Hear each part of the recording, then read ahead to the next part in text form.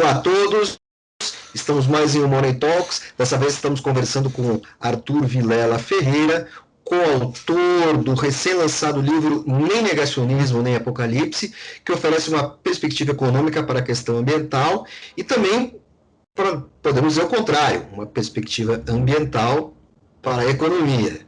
Arthur, tudo bem? Muito obrigado. Eu que agradeço, André. Muito obrigado, pessoal da Money Report. Em primeiro lugar, eu vou perguntar o que um administrador de empresas, o que faz um administrador de empresas entrar nessa questão? Mas o seu currículo também já fala por si, porque você integra o Centro de Estudos de Infraestrutura e Soluções Ambientais da GV. E só pelo título do seu livro, Nem Negacionismo, Nem Apocalipse, a gente já consegue perceber que você e seu colega, o Gésar Oliveira, nos oferecem pistas de que a sociedade polarizada não está sabendo lidar com essa questão, esse equilíbrio entre o ambiental e o econômico. Onde nós estamos errando? Onde a sociedade está errando na interpretação? Bom, André, vamos lá.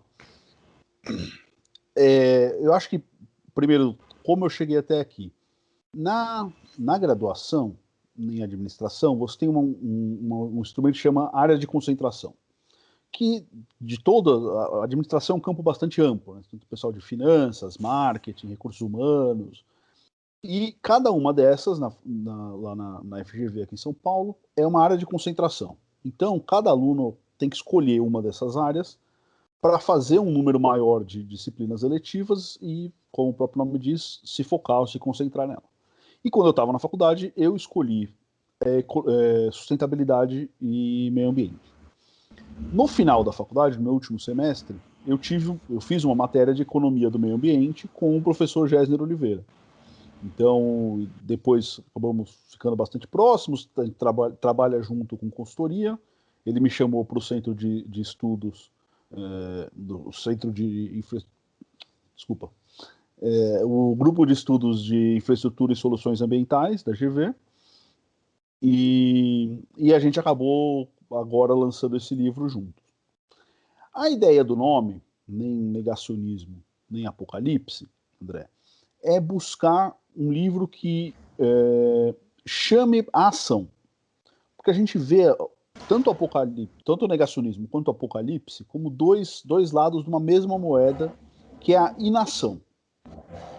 De um lado, você tem pessoas ou grupos que negam a seriedade e a urgência de atacar problemas ambientais.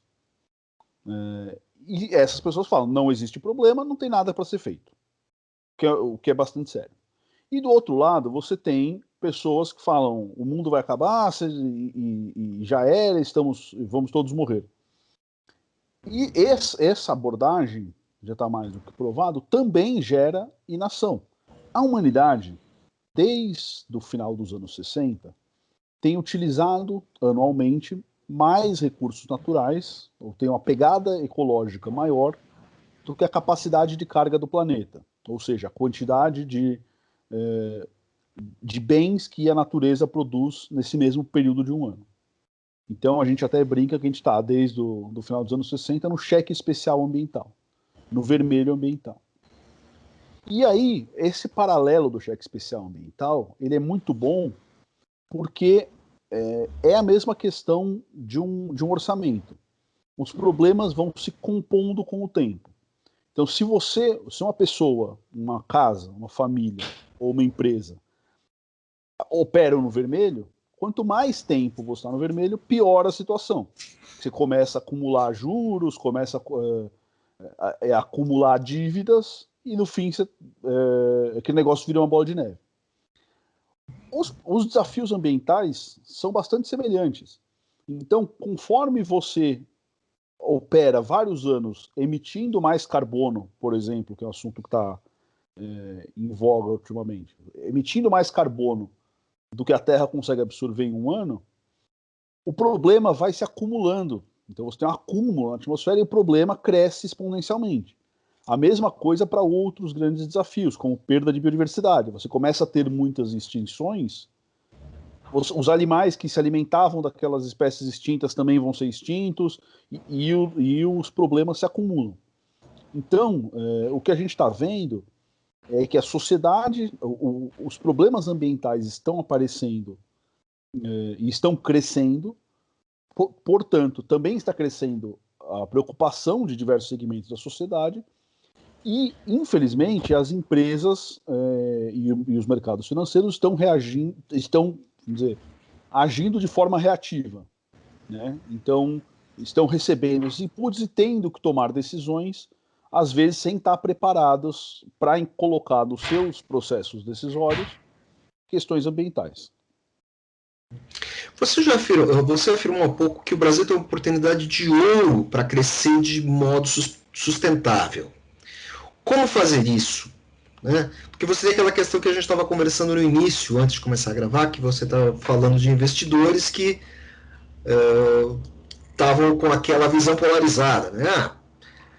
Se a questão é investir em sustentabilidade, nós não devemos comprar ações de mineradoras, o que é um contrassenso. Né?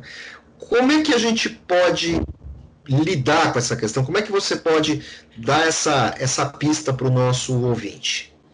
Vamos lá, André. A grande preocupação é, vamos lá, como integrar a economia com os ciclos naturais. Ou seja, a preocupação é carbono, como gerir uma economia sem emitir mais carbono por ano do que a natureza consegue capturar. E o Brasil tem uma série de vantagens, como a gente chama em economia, de vantagens comparativas, quando a gente vai olhar a relação dos processos produtivos com o meio ambiente.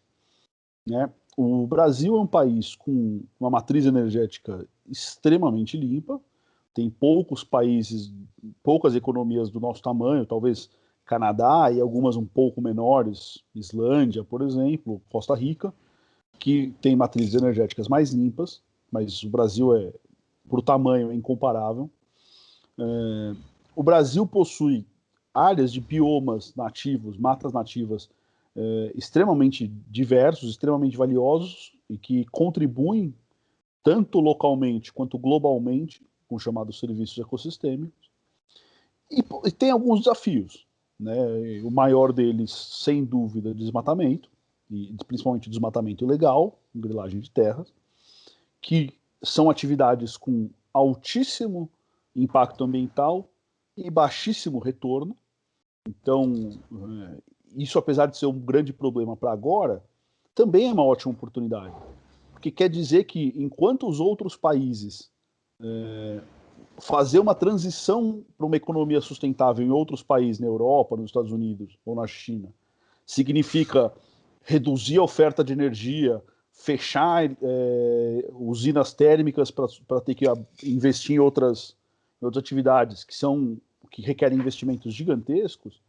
No Brasil, existe a possibilidade de você fazer uma transição muito rápida para uma economia mais sustentável e com impacto muito baixo no que já existe hoje. Então, vocês têm criação de novos trabalhos, postos de trabalho, criação de todas novas cadeias de produção sustentável e impacto muito baixo em poucas atividades, que são roubo de madeira, mineração ilegal, e que são atividades que, independente da questão ambiental, o Brasil não deveria querer. Né? Não faz o mínimo sentido a gente aceitar pessoas roubando terra pública, que é patrimônio da União. Se você não deixa alguém pegar a conta do Banco Central e sacar dinheiro da União, a gente não deveria aceitar pessoas entrando em terra pública e fazendo uma grilagem. Né? Então, esse tipo de transição para uma economia sustentável no Brasil, ela é muito fácil. E, uma vez feita, abre um leque grande de possibilidades. Né? Mas assim, se eliminarmos a destruição da floresta amazônica, que é o principal, assim como a destruição do Pantanal, assim como a destruição da Mata Atlântica, que está praticamente acabada, né?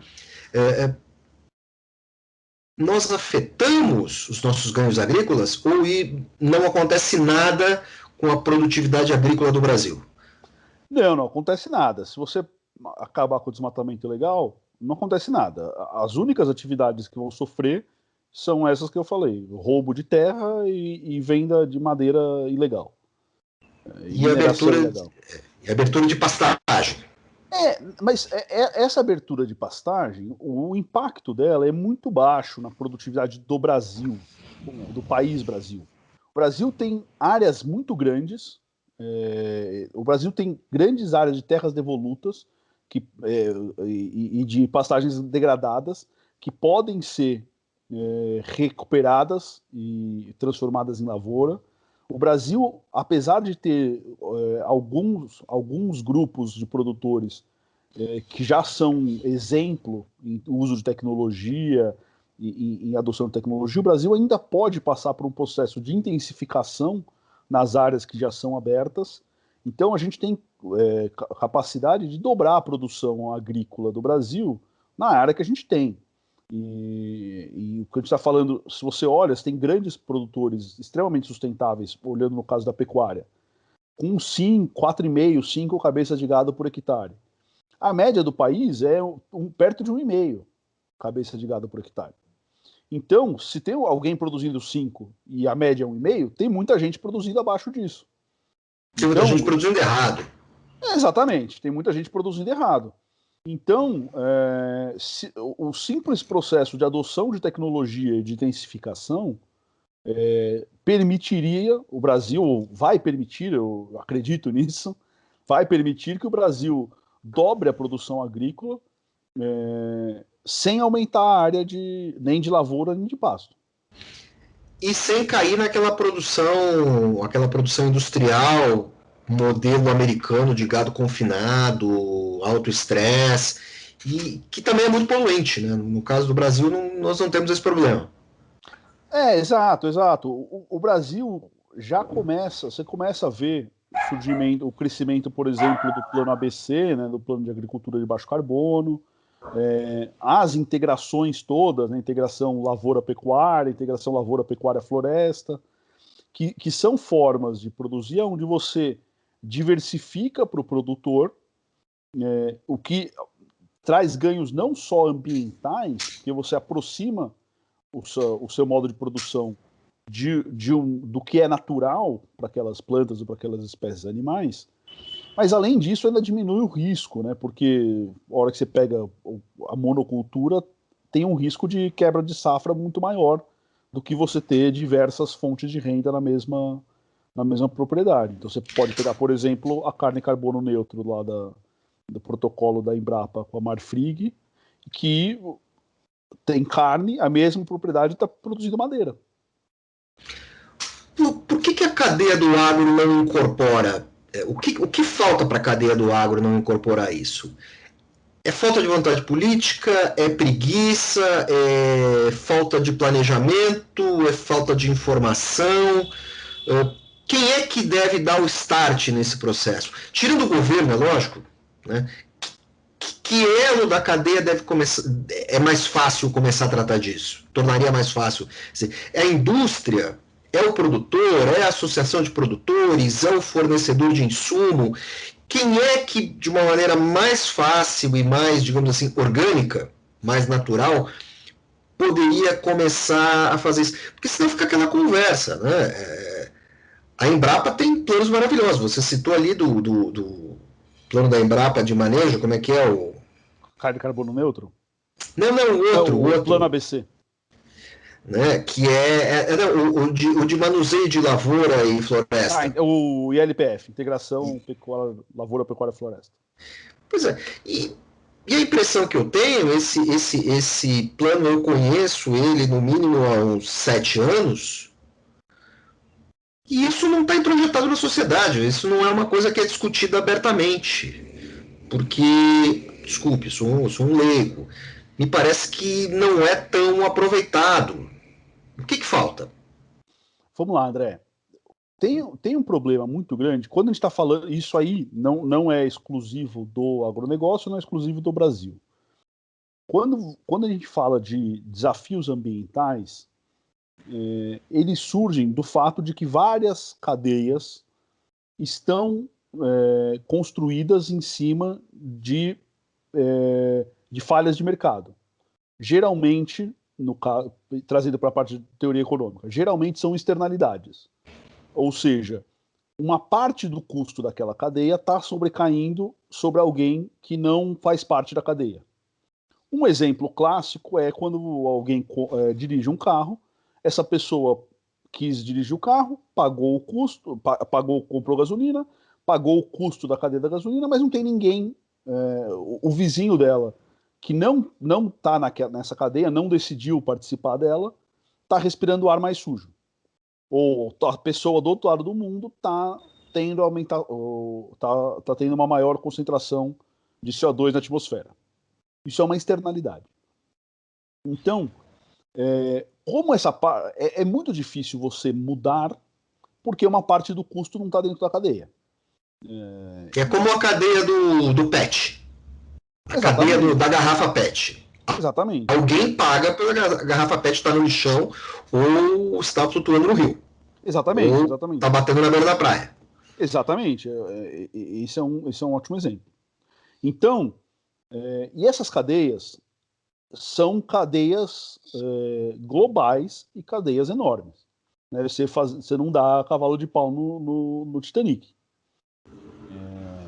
Então, todo esse processo, o que a gente está vendo como o maior desafio dessa questão de economia ambiental são as pessoas como consumidores, como investidores, ou como gestores e trabalhadores de empresas, entenderem a urgência e a necessidade de fazer mudanças.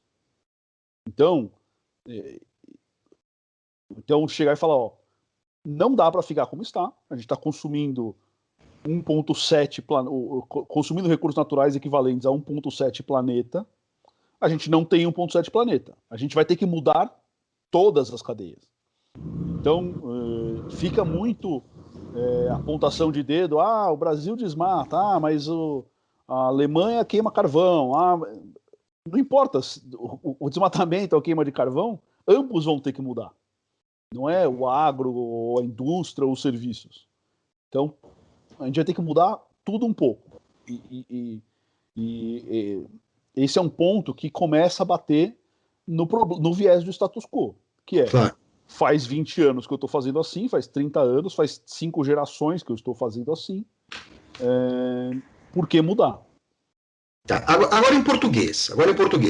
Dá para ganhar dinheiro com isso? Certamente. Como? Vamos lá, agora parte boa. Como? Quando a gente está falando de país, a nossa tese para o Brasil você viu semana passada todo mundo lá no encontro climático que os Estados Unidos, o Biden chamou, falou, não, eu vou ser carbono neutro em 2030, 2040, 2050. Ok, tudo bem.